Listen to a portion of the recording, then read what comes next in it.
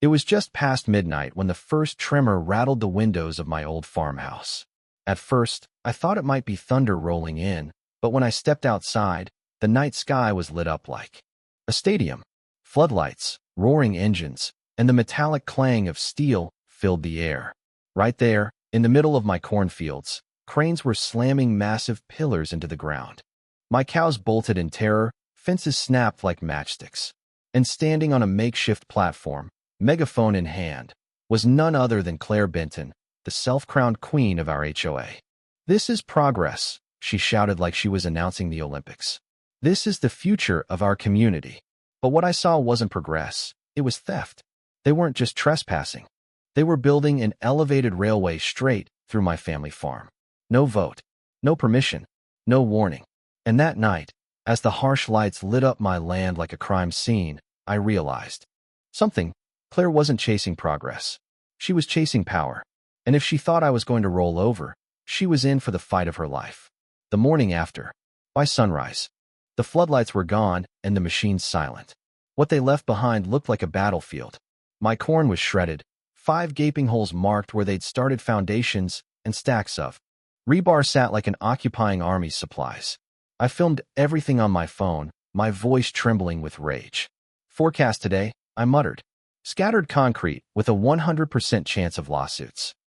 This wasn't just land, it was Bennett soil. My father taught me to read storms by how barn swallows dipped low over the pond.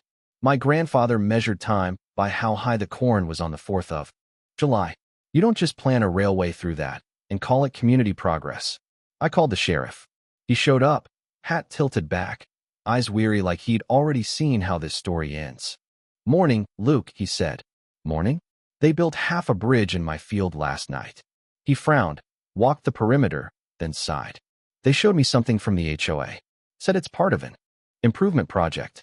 You'll need to talk to the county. But Luke, document everything. And don't go alone." Facing the Queen. So I marched into the HOA office, armed with my camera, copies of the bylaws, and enough fury to skip coffee. The receptionist asked if I had an appointment. "I've got 5 holes in my cornfield. Does that count?" 10 minutes later, Claire Benton walked in like she owned the county. Pink blazer, pearls, hair sprayed into position like armor. "Mr. Bennett," she said smoothly, "you look unrest." Your construction crew tucked me in with a pile driver. We sat in a conference room. She smiled that politician's smile. "This is a misunderstanding.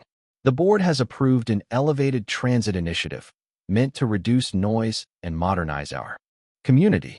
I tossed the covenants on the table. "Show me where it says you can pour a viaduct through private property." Her smile tightened. Section 9. Extraordinary improvements for the benefit of the collective. We've already secured easements. On napkins maybe, I shot back. For the first time, her composure cracked. She leaned in, voice sugar-coated but sharp. "The board is offering stipends to homeowners affected. Perhaps we can discuss a number." I stared. "Is there a number that unpours concrete out of my land?" Her silence was answer enough. Escalation. The next day, I found an orange envelope on my mailbox. Notice of violation. Apparently, my fence was non-compliant. The same fence their machines had destroyed. That night, I uploaded a clip of their midnight construction to social media. No commentary, just steel pounding into soil, Claire shouting through a megaphone. The video exploded. Neighbors argued in comments. Some cheered the progress. Others were horrified. By morning, the post vanished, deleted by the HOA's vice president. Fine. If they own the Facebook group, I'd take it elsewhere. I sent the footage to a local reporter I knew. She texted back, on it. "Can you talk tomorrow?" The engineer. That afternoon, I found a crumpled sketch near the creek showing the rail line's path. At the bottom, Harper Structural. No county seal. No permit signatures. Just a phone number. I called. A man answered, voice low. "Ethan Harper." I told him who I was. Silence. Then, "Meet me at the creek after dark." No cameras. When I showed up, the place looked like a war zone. Trucks, floodlights, steel beams. And there was Claire again, barking orders like a general. Ethan appeared from the shadows. Denim jacket pulled tight. "They don't have permits. And this design." He unrolled blueprints. "It's unsafe. Foundations too shallow. Steel underrated. If they finish this, one storm could bring the Whole thing down. You'll testify? I asked. He nodded grimly. If you can keep my family safe. Claire doesn't play clean. Moments later, guards spotted us. We ran through the trees. Blueprints clutched tight. My heart thundered louder than their floodlights. The courtroom war.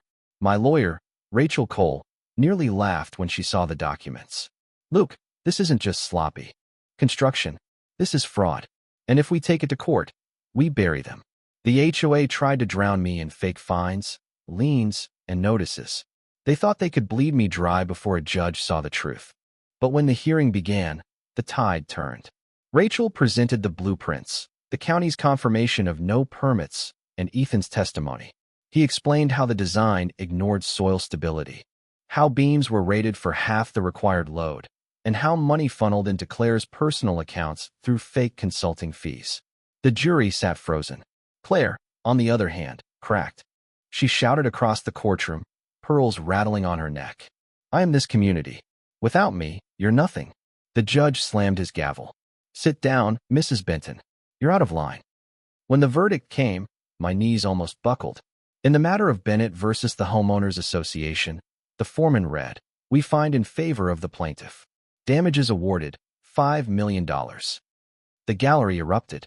Some neighbors gasped, others cheered softly. Claire's mask shattered. She screamed, "This is persecution. He's a farmer, a nobody." The judge glared. Enough. Officers, remove her. As deputies led her out, 2 state investigators entered with arrest warrants for fraud, forgery, and embezzlement. Claire Benton's reign ended in handcuffs. Aftermath. The county ordered every illegal beam dismantled. Holes were filled. My land was restored. Watching cranes haul away steel felt like watching justice on spool in slow motion. Neighbors who once avoided me came with casseroles and apologies. Mrs. Delgado hugged me, tears in her eyes. You saved us, Luke. All of us. The $5 million check arrived, cold and crisp. It paid off debts, rebuilt my fences, bought new equipment, and started the Bennett Defense Fund to help other families fight predatory HOAs. News spread fast. Headlines screamed, "Farmer wins $5 million battle against HOA tyranny."